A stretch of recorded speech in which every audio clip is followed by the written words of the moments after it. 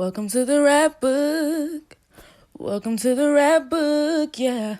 Where we are doing the talk and we inventing the walk. This is the rap book, yeah. Hey y'all, what's up? Welcome to the rap book. I'm your host Azaria, and today we getting a little deep. The bars of the day are about justice for Kawan Charles, and we have a BBB ad coming up, and we also will be bringing up some history a little bit and talking about the significance of Kawan Charles and Emmett Till. So, Kawan Charles is a 15-year-old black boy from Baldwin, Louisiana. He had just recently moved with his dad, and his mom was calling him to see, what he was doing and if he wanted to go get a haircut. And this was on October 3rd, and his mom kind of was questioning if he had disappeared because that really wasn't like him. He wasn't just not going to return her phone calls, and he had really been wanting to get his hair cut. So she told the dad to go in and check on him, and when his dad went to go check on him, his door was locked. And when he got in the bedroom, when he finally got the bedroom door open, he was not there. So he told the mother that he was gone, and on her way over there, she had flagged down a police officer, and he actually told her, he's probably at a football game. He actually brushed her off instead of just, coming with her, at least seeing if she was okay, they always do with black people. They always think that, it's not as serious, or they don't take us as serious. And here's some things that I find kind of peculiar. When the police officers finally found her son 3 days later, he was found November 3rd in a creek.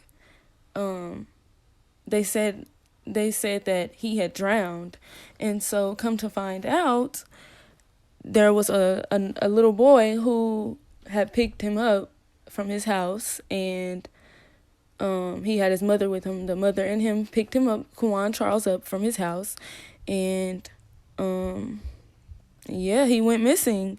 And what I find crazy about that is the mom and dad has never met this little boy or his parents. He's 17. The other little boy is 17, and they have never met him or his parents. I find that kind of weird, because why is he picking him up if you've never met them? And I understand, maybe, he can go somewhere without his parents fully knowing the friend or whatever, but it's still just kind of weird to me how they've never even had a mention of the name or anything. So, the other crazy thing is that the little boy, they said that he drowned, but when they got the autopsy report, when they found him, his face was mutilated. And I don't know if you all have seen or heard the story already, but the pictures that were very, very gruesome and traumatizing were spread on social media, shows you the proof that something other than just drowning happened to this little boy. And even if somebody tries to use an excuse of, there's there's probably a animal in the water or something, that's not an animal bite, and that's not, I don't know what that was, but they need to figure out what happened, because why don't they know what happened to this little boy? And the other crazy thing is, all of this time that he was missing, no news outlets, no media, nothing was reported of his disappearance. So nobody was even, aware. So even if people did see what was going on, they could have prevented it. They didn't, because they weren't aware. They didn't have the news people to tell them what happened and that this little boy was missing. So I find that crazy, because it's like I said again, they always don't take black people serious and brush us off, and then we are always the ones who are the victim, who gets killed or put in jail or something else. Then here's where y'all gonna go crazy. An anonymous person called the mother, Roxanne, of Kawan Charles, and said that she thinks that the family knows a little bit more than they are telling. And she said that she went to go confront them about their son because he had been saying something about something was eating him up inside, and that he was having a little unusual behavior. So she went to go talk to him, and I guess they found out that the family apparently was on shrooms. Y'all, like literally like the drug, like the psychedelic shrooms, and that the son reported that the car smelled like bleach. The car that they had smelled like bleach. So there's definitely something more to this story. And it's really sad to see that somebody could do something like this to a 15-year-old boy. All of this information, by the way, comes from the source at The Root, TheRoot.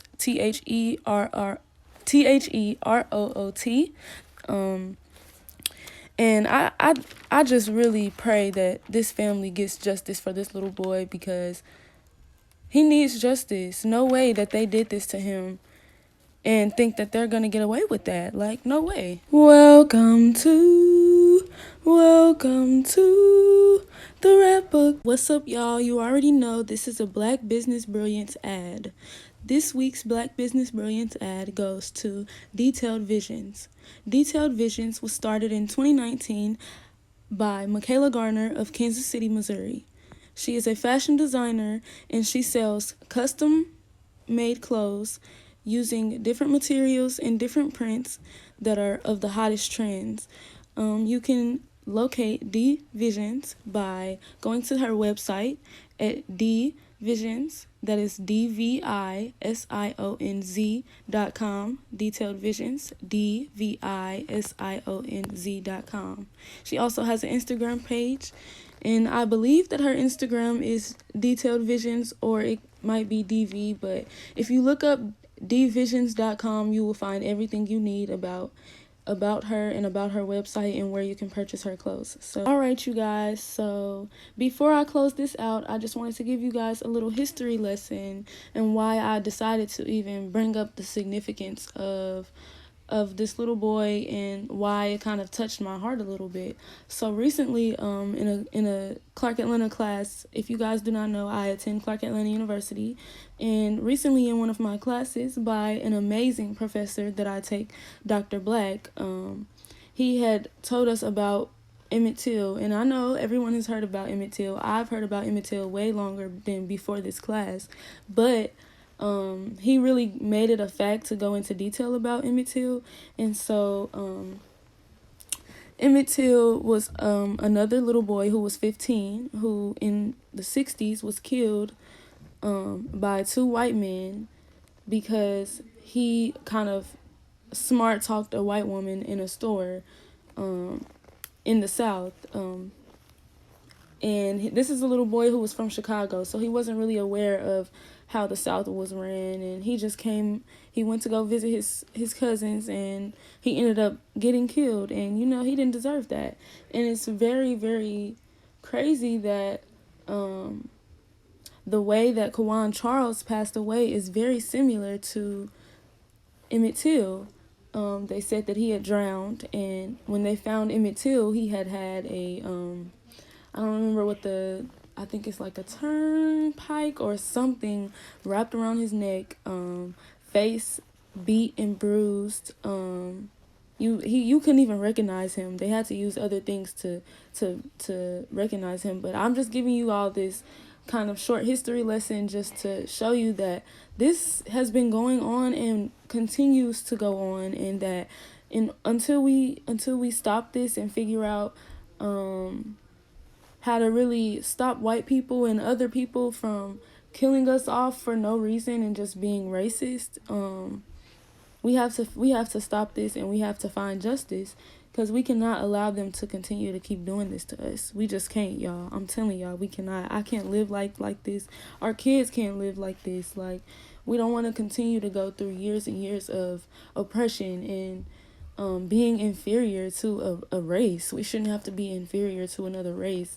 and feel like we're being marginalized, and we're continuing to stay the impoverished people. So that's kind of all I had for today.